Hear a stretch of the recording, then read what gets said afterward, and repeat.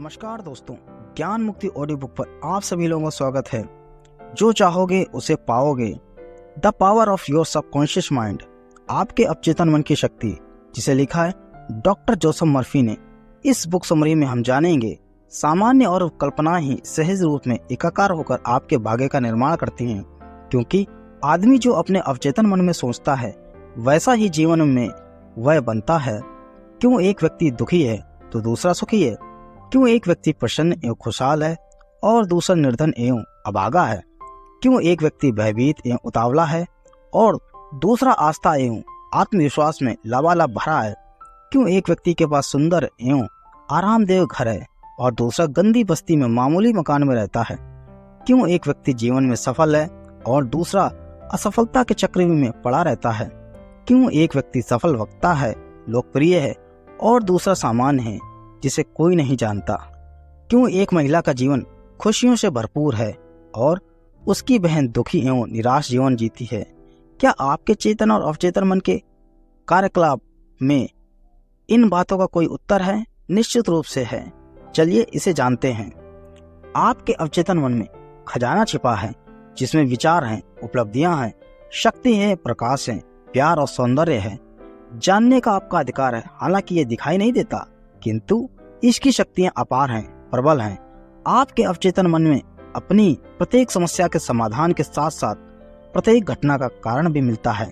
छिपी हुई शक्तियां और विवेक को निकालकर अपने अधिकार लेकर आप भरपूर उत्साह के साथ एक सुखी जीवन का संसार बसा सकते हैं।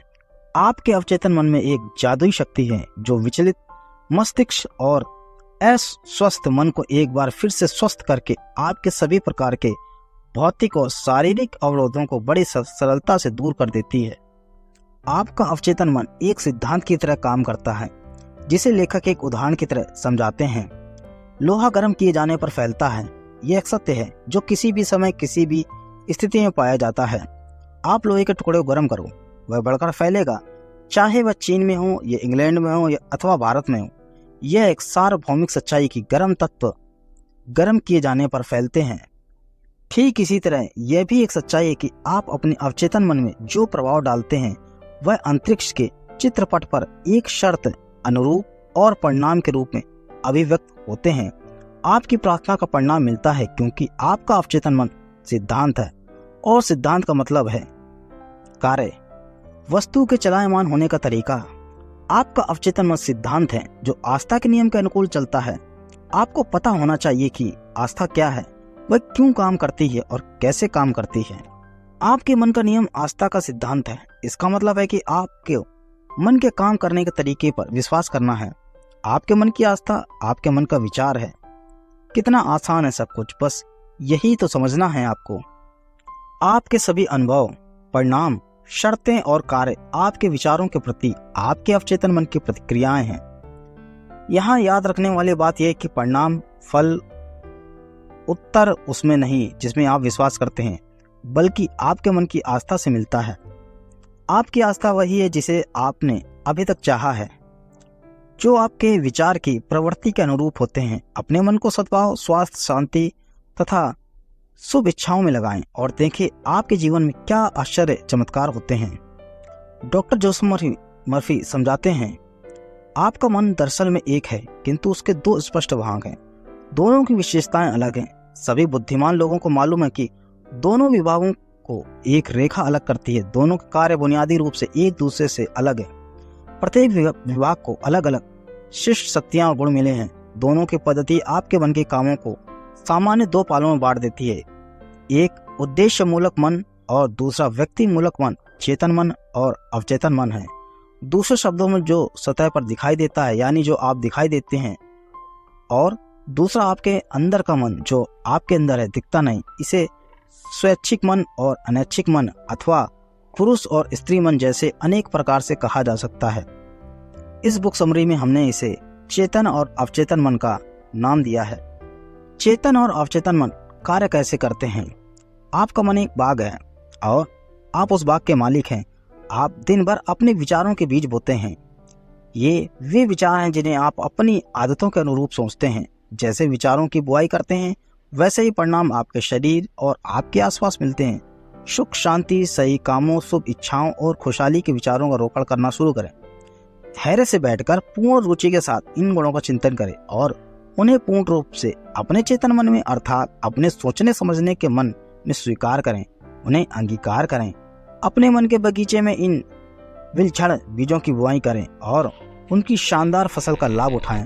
आपके अवचेतन मन की मिट्टी खूब उपजाऊ है, जिसमें सभी प्रकार के बीज उग जाते हैं, अच्छे भी और बुरे भी।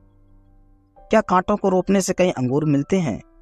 कोखरू के पेड़ में अंजीर लगते हैं। इसलिए प्रत्येक विचार महत्वपूर्ण है, क्योंकि वही कारण है जिसके प्रभाव से फल मिलता है। इसलिए यह जरूरी है कि आप अपने विचारों पर नियंत्रण रखें, जिससे आपको वही परिणाम प्राप्त हो जैसा आप चाहते हैं। जब आपका मन सही रास्ते पर चलेगा, जब आप सच को समझना शुरू कर देते हैं, तब आपके अवचेतन मन में रचनात्मक, मधुर और शांतिपूर्ण विचार जमा होने लगते हैं। तब आपके अवचेतन मन की जादुई शक्ति में प्रतिक्रिया होती है और आपके जीवन में मधुर परिस्थितियां पैदा होती हैं। आपके आसपास का वातावरण सहज बन जाता है। आपको प्रत्येक कार्य में सफलता मिलने लगती है। जब आप अपने सोचने विचार पर नियंत्रण शुरू कर देते हैं, तो आपका अवचेतन मन इस शक्ति का उपयोग अपनी समस्या या परेशानी में भी कर पाता है। दूसरे शब्दों में, आप उस अनंत शक्ति और सर्वशक्तिमान नियम के सहज अनुयायी बन जाते हैं, जो समस्त संसार को चलाता है। आप जहाँ रहते हैं वहाँ चारों ओर देखेंगे तो पाएंगे अधिकांश लोग शून्य जगत में रहते हैं और विवेकपूर्ण एवं ज्ञानी जन अभिलाषापूर्ण अर्थपूर्ण जीवन को चुनते हैं।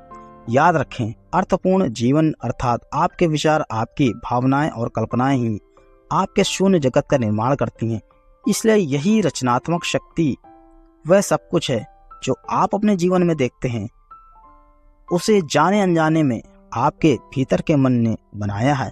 आपके चेतन और अवचेतन मन के आदान प्रदान का ज्ञान आपके संपूर्ण जीवन को बदल सकता है। अपनी आसपास की दिशा बदलने के लिए आपको उसके कारण को बदलना होगा। ज्यादातर लोग दशा और परिस्थिति बदलने के लिए उसी में करना शुरू कर देते हैं। विवाद, उलझन, अभाव, बंधनों को दूर करने के लिए आपको उनके कारणों को अर्थात उस तरीके को बदलना होगा जिसके जरिए आप चेतन मन का प्रयोग कर रहे हो। दूसरे शब्दों में, जिस दिशा में आप सोच रहे हैं और मन का प्रयोग कर रहे हैं, उसे बदलना होगा। आप असीमित दौलत के अथाह सागर में रह रहे हैं। आपका अवचेतन मन आपके विचारों के प्रति बहुत नाजुक है, तुरंत सक्रिय हो जाता है। आपके विचार ही वे शक्ति पुंज हैं जिसके माध्यम से आपके अवचेतन मन की अपरिमित बुद्धि, ज्ञान, महत्वपूर्ण शक्तियां और ऊर्जाएं निर्गत होती हैं। आपके मन के नियमों का व्यवहारिक प्रयोग, जैसा कि इस बुक समरी के प्रत्येक अध्याय में बताया गया है। चेतन या अवचेतन मन में आपके विचारों की प्रवृत्ति के अनुकूल प्रतिक्रिया होती है। जब आपका चेतन मन डर, चिंता और हड़बड़ाहट में होता है, तो अवचेतन मन में बैठी नकारात्मक भावनाएं निर्गत होने लगती हैं और आपका चेतन मन घबराहट, आतंक, भय और निराशा से भर जाता है। जब कभी आपके साथ ऐसा हो, तो नकारात्मक विचारों के समक्ष पूरे साहस और विश्वास के साथ अपने मन से कहना, शांत रहो, धीरज रखो, मैं नियंत्रण में हूँ। आपको मेरा आदर्श मानना होगा। आप पर मेरा अधिकार है। आप यह नहीं आ सकते। यहाँ आपकी कोई जरूरत नहीं है। यह रामबाण अचूक अजूबा होगा। जब आप खुद अपने को कहते हैं, वे देखेंगे किस विश्वास और संयम से आप नकारात्मक विचारों को भगाकर मन को फिर से शांत, मधुर और सौहार्दपूर्ण बनाते हैं। अवचेतन मन चेतन मन का विषय है, इसलिए इसे अवचेतन या विषय मूलक भी कहते हैं। कप्तान जहाज का बादशाह होता है, उसके आदेशों का पालन करता है।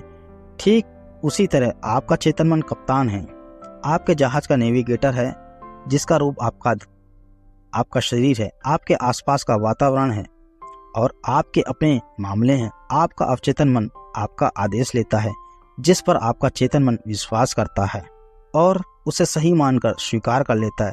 जब आप ये बार बार कहते हैं, मैं ये नहीं कर सकता, मेरे बस में नहीं है, तब आपका अवचेतन मन आपके शब्दों को स्वीकार कर लेता है और ऐसी स्थिति पैदा कर देता है कि आप अपनी चाहत की वस्तु या आप जो चाहते हैं। कई बार आप नकारात्मक भावनाओं के साथ कुछ शब्द कहते हैं, मैं काम नहीं कर पाऊंगा, मैं यह कार नहीं खरीद पाऊंगा, मैं अमेरिका की यात्रा नहीं कर पाऊंगा, मैं यह घर नहीं खरीद पाऊंगा, मैं ये सूट और अपने कपड़े नहीं खरीद पाऊंगा। तब आप अवचेतन मन में नकारात्मक आदेशों का बीज बो रहे हैं और उसका परिणाम यह होगा कि आप जीवन भर तक इसी तरीके के अभाव में जिएंगे। इसलिए आपको अपने विचारों को बदलना होगा, क्योंकि जब आप अपने विचारों को बदलेंगे तो आपकी किस्मत ऑटोमेटिक बदल जाएगी। आपका मन कार्य कैसे करता है? जैसा कि हम पहले बता चुके हैं कि चेतन या विवेक युक्त मन, अचेतन या विवेक रहित स्तर आप चेतन मन से सोचते हैं, और जो अपनी आदत के अनुकूल सोचते हैं वह आपके भीतर के अवचेतन में डूब जाता है, जो आपके विचारों की प्रवृत्ति के अनुरूप रचना करता है। आपका अवचेतन मन अपनी भावनाओं का धरातल है और यही रचनात्मक मन है। यदि आप अच्छा सोचते तो शुभ इच्छा आएगी, यदि आप बुरा सोचते तो बुराई आएगी। इस प्रकार आपका मन काम करता है।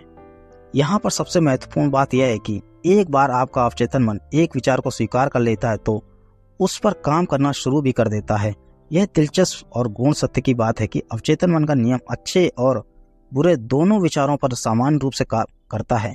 यह नियम नकारात्मक ढंग से प्रयोग किया जाता है तो इसका परिणाम असफलता, निराशा और दुख से होता है। जब आपके विचार प्रेमपूर्ण और सुधारपूर्ण तथा रचनात्मक होते हैं तो आपको स्वस्थ और सफल जीवन खुशहाली मिलती है। जब आप सही दिशा में सोचना और एहसास करना शुरू कर देते हैं तो मन की शांति और स्वस्थ जीवन आपको मिलता है। जो कुछ आप मन और वचन में सच मानेंगे, आपका अवचेतन मन उसे स्वीकार करके उसे आपके अनुरूप में ला देगा। आप उसका अनुभव करेंगे। आपके लिए केवल यह जरूरी है कि आपका अवचेतन मन आपके विचारों को स्वीकार कर ले। आपके अपने अवचेतन मन का नियम ही आपके लिए अच्छा स्वास्थ्य, शांति अथवा जो पद आप प्राप्त करना चाहते हैं वह आपके सामने प्रस्तुत कर देगा। आप आदेश या निर्णय लेते हैं और आपका अवचेतन मन वे विचार जो उसे दिया गया है आपके सामने पूरी निष्ठा से प्रस्तुत कर देता है। आपके मन का नियम यह है, आपको अपने अवचेतन मन से उन विचारों या चिंतन का प्रतिरूप या प्रतिफल मिलेगा जो आप अपने चेतन मन में रखते हैं। इसलिए आपको इस अवचेतन मन की शक्ति का अच्छी व्यक्तित्ववादी सोच के लिए करना चाहिए, क्योंकि आपके अवचेतन मन की शक्तियां अपार हैं। वे आपको प्रेरणा देती हैं, आपका मार्गदर्शन करती हैं और आपके स्मृतियों के भंडारों से, नामों से, तथ्यों से, दृश्यों को लाकर आपके सामने उजागर करती हैं। आपके अवचेतन ने ही आपके दिल की धड़कन शुरू की है। वह आपके रक्त संचार को नियंत्रित करती है और आपके पाचन तंत्र को, आपके भोजन को हजम कर उसके निर्गम को भी संचालित करती है। जब आप रोटी का टुकड़ा खाते हैं तो आपका अवचेतन मन उस परिवर्तन करके कोशिकाओं, मांसपेशियों, हड्डियों तक रक्त में पहुंचाता है। यह ऐसी जटिल प्रक्रिया जो दुनिया के बड़े बड़े समझदार इंसान की पहुंच से बाहर। धन्यवाद दोस्तों।